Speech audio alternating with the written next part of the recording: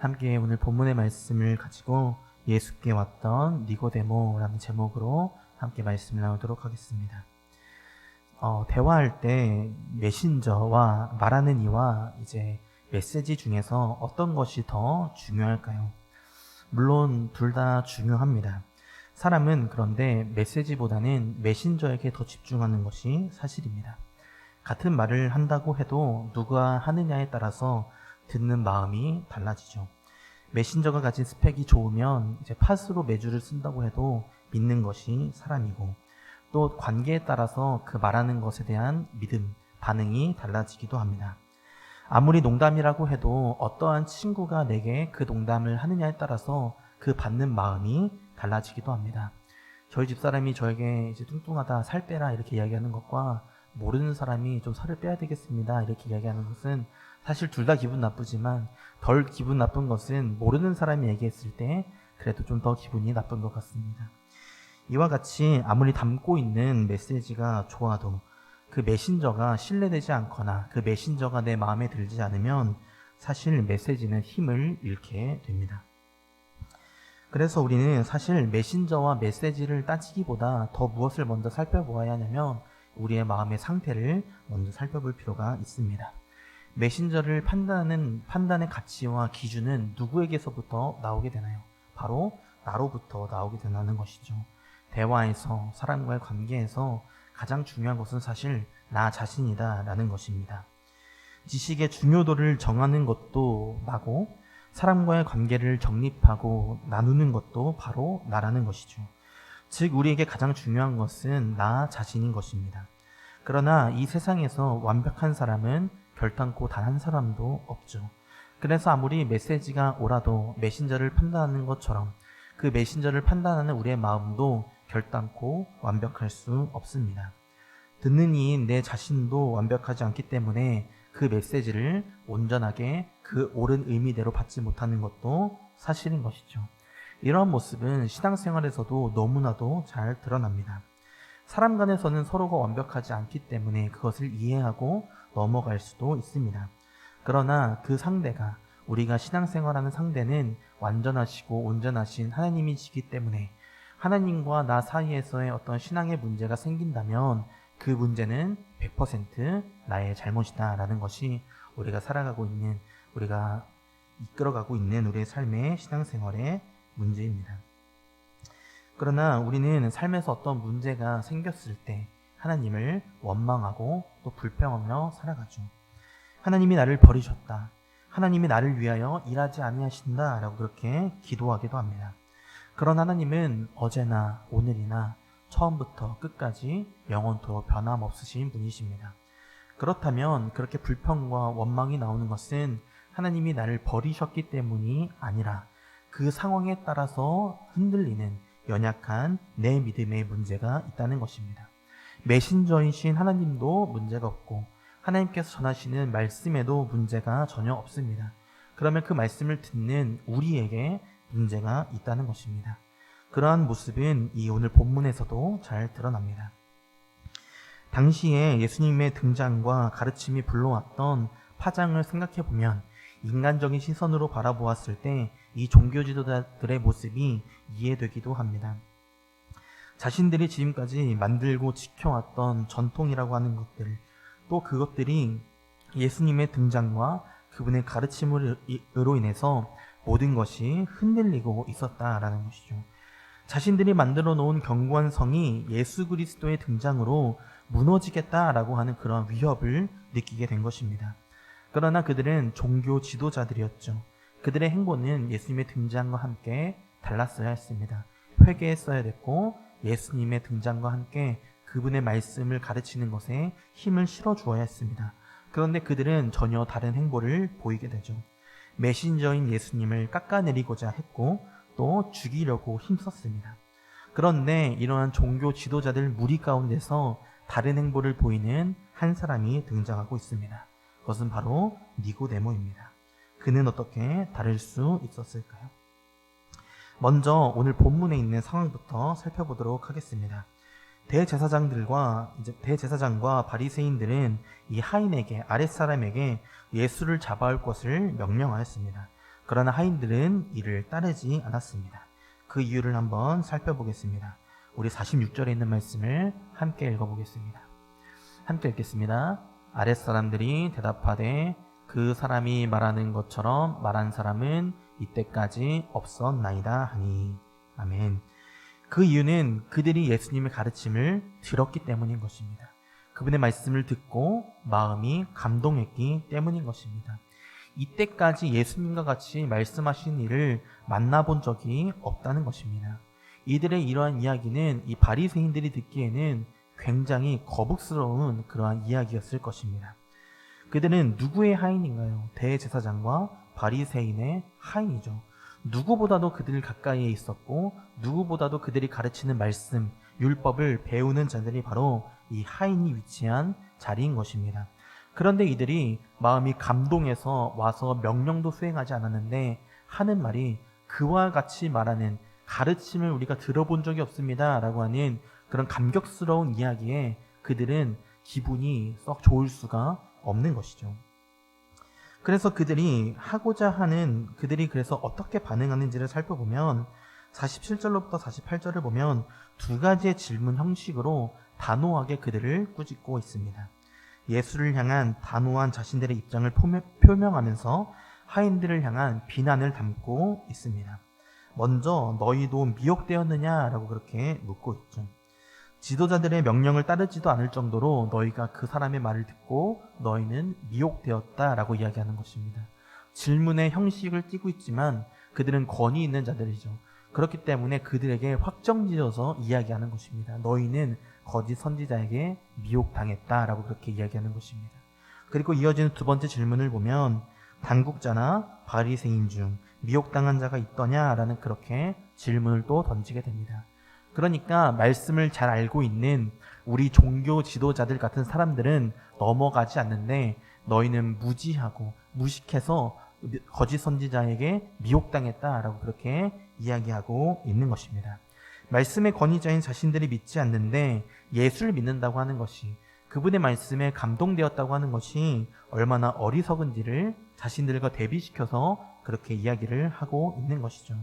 그것이 49절에서는 더 원색적으로 드러나게 됩니다. 49절을 보면 율법을 알지 못하는 이 무리는 저주를 받은 자로다 라고 그렇게 말하고 있습니다. 그러나 실질적으로 저주를 받은 사람은 누구인가요? 자기 지식, 자기의 자존심에 갇혀서 예수 그리스도의 말씀을 듣지 않았던 바리새인들이 바로 저주받은 자들과 같다는 것이죠. 스스로 권위 있다는 그런 자만에 갇혀서 복음을 듣지 못하는 자, 예수께 나아가지 못하는 자, 그 복음을 거부한 자가 된 것이 바로 그들이 받은 저주와도 같은 것입니다. 그들은 예수를 제대로 만나보지도 않았고 복음을 듣고 변화되는 자들, 복음을 듣고 감격에 이르는 자들을 향해서 오히려 원칙적으로 비난하고 자신들의 권위를 이용해서 그들을 찍어 누르고 있는 것입니다. 그때 니고데모가 나타나 예수님을 변호하기 시작합니다. 그렇다면 니고데모는 누구인가? 우리 한번 먼저 살펴보도록 하겠습니다. 함께 요한복음 3장 1절로부터 10절까지 말씀을 우리 교독해서 읽어보겠습니다. 제가 먼저 읽겠습니다. 그런데 바리새인 중에 니고데모라 하는 사람이 있으니 유대인의 지도자라.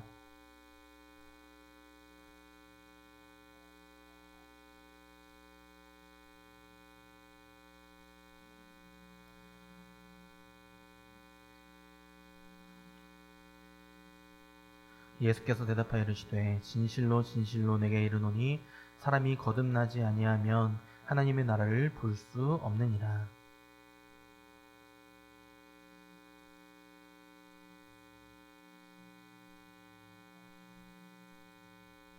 예수께서 대답하시되 진실로 진실로 내게 이르노니 사람이 물과 성령으로 나지 아니하면 하나님의 나라에 들어갈 수 없느니라. 내가 내게 거듭나야 하겠다 하는 말을 놀랍게 여기지 말라.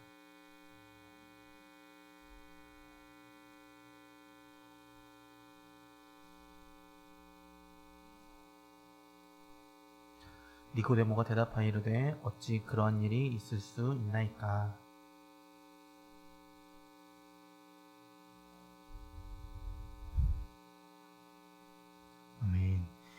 니고데모는 요한복음에만 등장하는 인물로 총 3번 등장합니다. 성경은 그를 바리새인이자 유대인의 지도자라 소개하고 있습니다. 그는 늦은 밤 예수님을 찾아와 거듭남과 중생에 대한 말씀의 가르침을 받았습니다. 니고데모는 이러한 가르침과 만남을 통해서 자신이 지금까지 쌓아왔던 지식이 뒤집히고 이제 그 뒤집힌 지식을 통해서 새로운 인생을 살아가게 됩니다. 먼저 2절을 보면 그는 자신의 신분에 맞게 최고의 인사로 예수님께 나와 인사를 건네고 있습니다. 그런데 이를 받아주시는 예수님의 반응은 사실 냉담했습니다. 왜냐하면 그의 내면과 그의 궁금증을 먼저 보셨기 때문인 것입니다. 그가 건넸던 인사, 이 바리새인이자 유대인의 지도자로서 엄청난 수식어구를 많이 붙여서 하는 이러한 껍데기뿐인 그런 인사에는 전혀 관심이 없으셨던 것입니다. 그래서 주님은 바로 이제 본론으로 넘어가시고 계십니다. 사람이 거듭나지 않으면 하나님의 나라를 볼 수 없다, 그렇게 말씀하시죠. 니고데모는 이 말씀을 이해하지를 못합니다. 예수님께서 더 풀어서 설명해 주셔도 그는 이 말씀을 받지를 못합니다. 그래서 우리가 읽었던 9절과 10절을 보면 질책을 받기도 하죠. 너희는 선생이라고 하는 자들이 이런 것들도 알지 못하느냐, 그렇게 이야기를 하는 것이죠. 그가 가지고 있던 신분과 직위를 생각해보면 굉장히 자존심이 상할 만한 일이었을 것입니다. 그러나 니고데모의 모습을 보면 여느 다른 바리새인들과는 다른 모습을 보여주고 있습니다. 그는 처음에는 자신의 신분과 지위를 위시하며 예수님께 나왔을지라도 말씀을 나누며 배우는 시간 동안에는 겸손한 모습으로 듣고 묻고 하고 있는 것입니다. 다른 지도자들처럼 예수님의 권위를 훼손하고자 하지도 않았고 예수님을 죽이고자 하지도 않았습니다.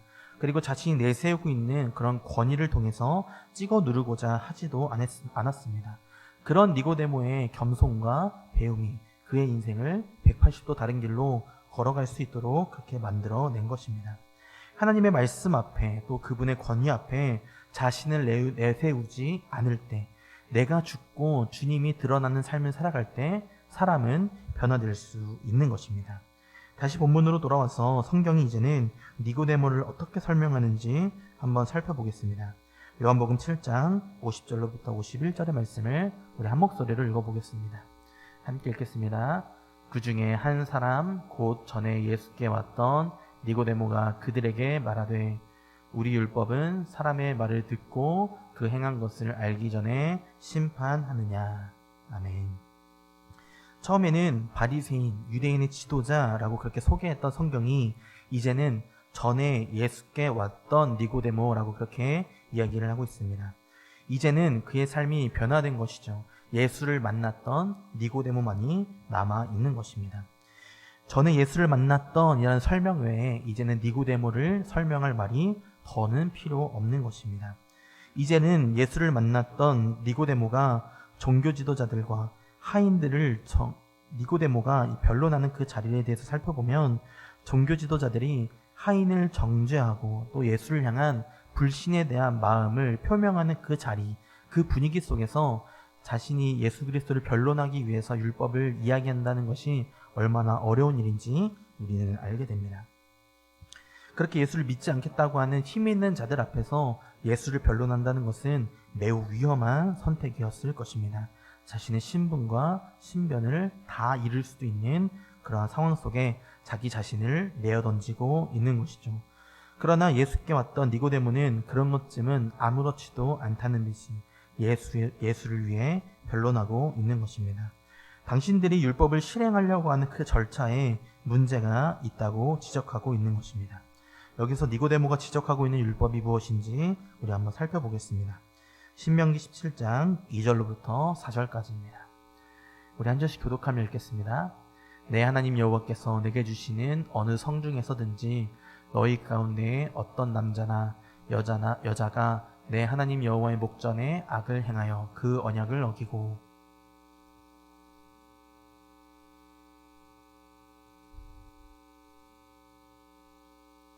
그것이 내게 알려짐으로 내가 듣거든 자세히 조사해 볼지니 만일 그 일과 말이 확실하여 이스라엘 중에 이런 가증한 일을 행함이 있으면. 아멘. 네, 중요한 것은 무엇이냐면 소문만 듣고 누군가의 고발만을 듣고 판단하지 말라는 것입니다. 너희가 그 죄를 알게 되었다면 직접 가서 조사해봐라. 자세히 그 문제를 들여다봐라. 그렇게 얘기를 하고 있는 것입니다.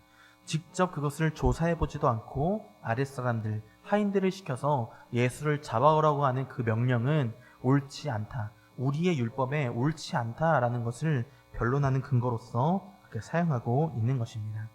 그런데 이러한 옳은 변론 속에서 이 대제사장과 바리새인들이 이 니고데모에게 어떤 이야기를 하고 있는지 한번 그것도 살펴보겠습니다.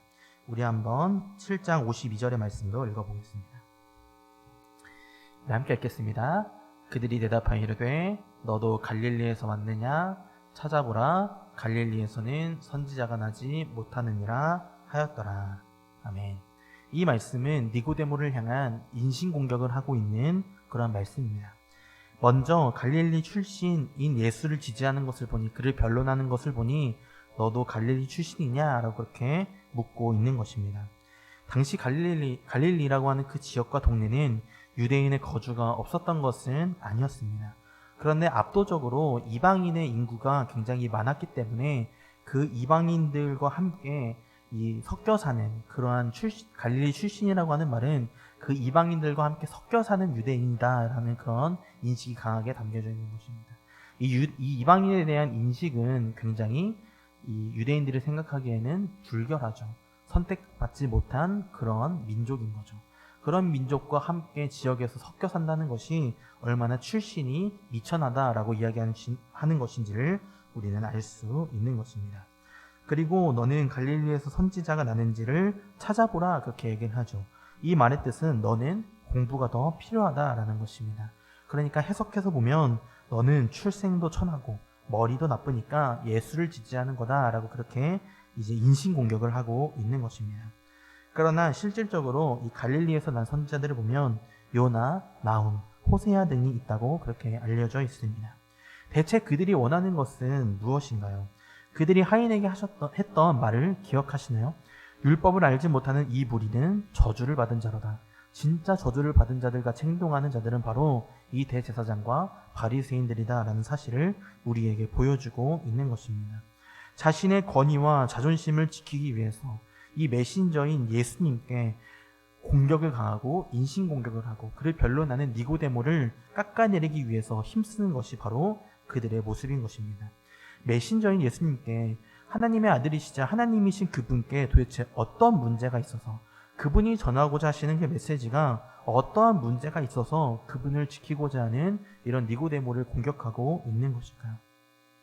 어떠한 문제도 예수님으로부터는 찾아낼 수 없습니다. 문제는 오직 그들의 완고함과 완악함에 있다는 것을 우리는 볼 수 있는 것입니다. 복음이 능력이 없어서, 정말 예수님이 능력이 없어서 그런 것이 아니라 인간의 완악함이 그 복음과 말씀을 거부하며 듣지 않고 있다는 것입니다. 예수님도, 그분의 말씀도, 그분을 보내신 하나님도, 지금도 우리와 내주교통하시는 성령님도 아무런 문제가 없습니다. 그 말씀을 듣는 이들에게 문제가 있는 것입니다. 그 말씀을 듣는 우리들에게 문제가 있는 것입니다. 마태복음 13장을 보면 씨 뿌리는 자의 비유로 말씀하십니다. 씨를 뿌리는 자는 길가, 돌밭, 가시덤불 그리고 옥토에 씨앗을 뿌리고 있습니다. 인간적인 시선으로 보면 이 씨 뿌리는 자는 굉장히 미련한 사람인 것입니다. 씨를 뿌린다는 것은 열매를 맺기 위한 행위인 것이죠. 그런데 열매를 맺을 수 없는 땅들에도 씨앗을 뿌리고 있는 것입니다. 도대체 왜 열매를 맺을 수 없는 땅에 씨앗을 뿌리고 있는가? 그러나 예수님의 해석을 보면, 그 비유에 대한 설명을 보면 그 땅은 우리들의 마음이다, 듣는 이들의 마음이다 라는 것을 말씀하시죠. 씨 뿌리는 자는 우리 그 땅이 우리의 마음이라는 것을 알게 되면 씨 뿌리는 자는 더 이상 미련해 보이지 않습니다. 오히려 씨 뿌리는 자를 향해서 우리는 감사와 은혜를 느낄 수밖에 없는 것이죠. 우리는 단순하게 믿는 자와 그렇지 않은 자로 이 마음을 나눌 수가 없습니다. 단순하게 우리는 옥토이기 때문에 믿는 자야, 열매를 맺었기 때문에 믿는 자야가 아니라 우리는 믿는 자로서 살아가지만 우리의 마음이 늘 옥토와 같지 않다는 것입니다. 우리의 마음이 길가와 같을 때도 있고 돌밭 같을 때도 있고 가시덤불 같을 때도 있다는 것이죠. 단순하게 이 말씀을 가지고 우리의 마음을 옥토와 같이 만들자라고 말할 수 없는 것입니다. 우리의 마음이 과연 우리의 마음대로 되던가요? 자, 오늘부터 우리가 옥토로 만들자 해서 마음을 가꾸자 했을 때 정말로 우리의 마음이 가꿔지던가요? 사람의 마음은 그렇게 해서 가꿔지지가 않습니다. 말씀을 듣고 깨닫고 변하려고 하죠. 노력하죠. 서원하죠. 그런데 우리의 연약함은 늘 터지는 상황 속에서, 문제 속에서 쓰러지면서 넘어지는 것이 우리가 가지고 있는 믿음의 실력인 것이죠. 이 모습들은 다 우리들의 모습인 것입니다. 그렇기 때문에 이 씨 뿌리는 자가 우리의 마음이 어떠한 상태라고 한다 할지라도 씨를 뿌려주는 것은 끊임없이 우리에게 베푸시는 은혜와 사랑이자 낭비되어져도 끝까지 우리를 향한 포기하지 않는 사랑을 드러내고 있는 것입니다. 만일 우리의 마음이 길가와 같아서, 돌밭 같아서, 가시덤불 같아서 이 농부가 난 저기에 열매를 맺을 수 없으니 씨를 뿌리지 않을 거야 라고 말한다고 한다면 우리는 어떠한 인생을 살아가게 되겠느냐라는 것이죠. 하나님이 외면하시고 그냥 지나치신다고 말씀하시면 우리는 슬프고 외롭고 고독하고 실패하는 인생만을 걸어갈 수밖에 없을 것입니다. 그러나 낭비하시면서까지도 우리를 포기하지 않고 뿌리시는 이 씨앗이, 이 복음의 사랑이 우리를 변화의 길로 이끌어낸다라는 것입니다.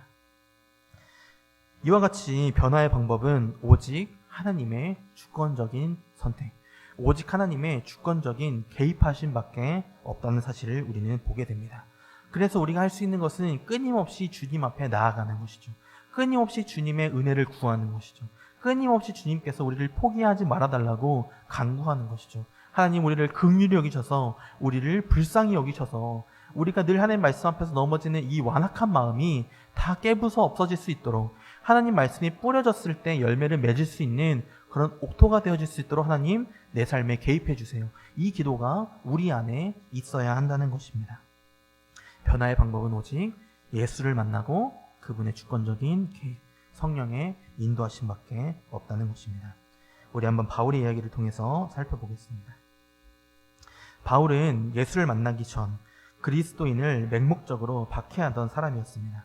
그가 얼마나 악독한 사람이었는지, 그가 회심하고 이제 예수 그리스도를 전하는 자로 살아가겠다 그렇게 사람들 앞에 나타났을 때 이 제자들과 그리스도인들의 반응만 봐도 우리는 알 수 있습니다. 그랬던 그가 어떻게 변화될 수 있었을까요? 사울은 사도행전 8장 1절로부터 3절을 보면 스데반 집사의 죽는 자리에 함께 있었고, 또 스데반 집사가 죽는 그 모습을 보면서 죽어 마땅하다 그렇게 생각했다고 기록되어져 있습니다. 필연적으로 그가 하는 일은 그리스도인들을 박해하는 일이죠. 복음과 밀접한 관계가 있는 그러한 일인 것입니다. 복음을 듣죠. 복음 때문에 죽는 자들도 눈으로 보았죠. 그런데 그러한 것을 보고 들음에도 그는 변화되어지지 않았었습니다. 그의 완악한 마음이 그런 것들을 다 막고 있었던 것이죠. 전혀 받아들일 생각도 없었고 거부하고 있었던 것입니다. 그랬던 그가 변화되어질 수 있었던 계기는 오직 다메섹 도상에서 예수를 만난 그 일밖에 없었습니다. 예수님의 강력하신 개입, 그것밖에 없었던 것이죠. 우리 한번 사도행전 9장 1절로부터 6절까지 말씀을 읽어보겠습니다. 우리 한 절씩 교독하며 읽겠습니다. 사울이 주의 제자들에게 대하여 여전히 위협과 살기 등등하여 대제사장에게 가서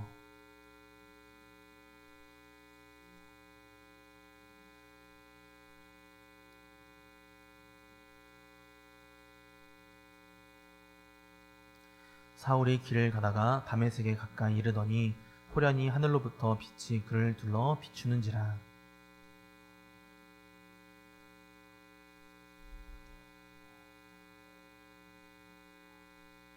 대답하되 주여 누구시니이까? 이르시되 나는 내가 박해하는 예수라.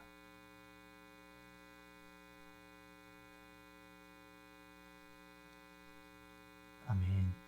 변하는 예수를 만나고 그분의 빛이 우리를 둘렀을 때, 우리의 어둠을 드러냈을 때, 그 어둠을 가지고 하나님 앞에 엎드려졌을 때, 또 그 주님께서 엎드려진 우리를 회복시키실 때 우리는 참된 변화의 길을 걸어갈 수 있는 것입니다. 그래서 주님은 아나니아를 보내셔서 그를 회복시키고자 하십니다. 그러나 아나니아는 거부하죠. 그가 지금까지 성도들에게 끼친 해악과 그리고 지금도 그는 박해의 권한을 가지고 있다는 것을 이유로 예수님의 이 명령을 거부하는 자리에 있었습니다. 그러나 주님은 이 아나니아에게 그의 변함과 택하심에 대해서 설명하시죠. 그제서야 아나니아는 움직일 수 있었습니다. 하나님의 온전하신 주권과 택하심, 그분의 선택하심이 이 완악했던 바울을 변화시킬 수 있다는 사실을 우리는 이 본문을 통해서 보게 되는 것입니다. 유일하게 우리가 변할 수 있는 방법은 예수와 밀접하게 교제하고 그분의 말씀 앞에 늘 엎드려지는 것입니다. 앞서 말씀드린 것처럼 우리는 스스로 내 마음을 어찌할 수가 없습니다. 그렇다면 어떻게 해야 될까요? 도저히 내가 해결할 수 없는 문제 앞에 섰을 때 우리는 어떻게 해야 될까요? 우리가 할 수 있는 것은 기도밖에 없는 것입니다. 할 수 있는 분 앞에 가서 간구하고 기도하는 것밖에 없는 것입니다. 하나님, 내 마음이 길가와 같습니다. 하나님, 내 마음이 돌밭과 같습니다. 이 마음을 깨고 부수고 경작해서 옥토가 너무나 되고 싶습니다. 그러나 내 힘으로는 부족합니다. 하나님, 도와주세요. 우리 안에는 이런 기도가 있어야 한다는 것입니다. 모든 일을 하나님 앞에 의탁하고 모든 것을 하나님 앞에 내려놓고 그저 우리는 비우고 예수로 채우는 그런 인생을 살아갈 때 참된 우리의 삶에서는 변화를 경험하게 된다는 것이죠. 우리가 할 수 있는 것은 모든 것을 하나님 앞에서 내려놓는 것 말고는 없습니다. 내가 가진 지식도 경험도 생각도 다 내려놓아야만 하는 것입니다. 우리 마지막으로 요한복음 19장 38절로부터 41절까지 말씀을 읽고 말씀을 정리하겠습니다. 우리 한 절씩 교독하며 읽겠습니다. 아리마대 사람 요셉은 예수의 제자이나 유대인이 두려워 그것을 숨기더니 이 일 후에 빌라도에게 예수의 시체를 가져가기를 고하매 빌라도가 허락하는지라 이에 가서 예수의 시체를 가져가니라.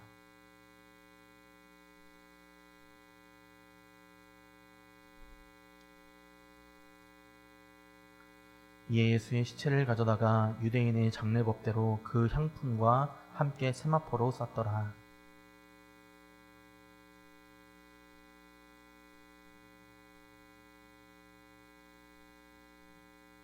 아멘. 니고데모의 마지막 등장입니다. 유대인들이 무서워서 이 아리마대 요셉은 자신을 숨깁니다. 니고데모는 그런데 이렇게 숨기고 위협스러운 상황 속에서도 예수를 장사하기 위해서 나타나죠. 그의 신분을 우리가 기억할 때 그가 얼마나 많은 위험을 감수하고 그 자리에 나왔는지를 우리는 볼 수 있습니다. 생명의 위협을 느껴도 나를 변화시킨 예수, 그 예수를 위해서 나타나는 이 니고데모의 모습을 보게 되는 것입니다. 그의 모습을 보면 예수를 만나 변화되는 인생은 어떠한 길을 걸어가야 하는지가 보이게 됩니다. 생명의 위협이 있어도 어려움이 있어도 예수를 위해서라면 그저 나가는 삶, 예수께 와서 변화되어서 살아가는 삶, 내 앞에 나를 향한 수식어는 예수께 왔던 나는 예수를 만난 자라, 예수께 은혜를 입은 자다라는 것만을 드러내면 된다는 것입니다. 사랑하는 성도 여러분, 예수께 왔던 니고데모와 같이 우리를 소개하는 말에 오직 예수만이 담기기를 간절히 소망합니다. 세상이 주는 거짓된 두려움을 이기는 방법은 오직 예수만으로 살아가는 것입니다.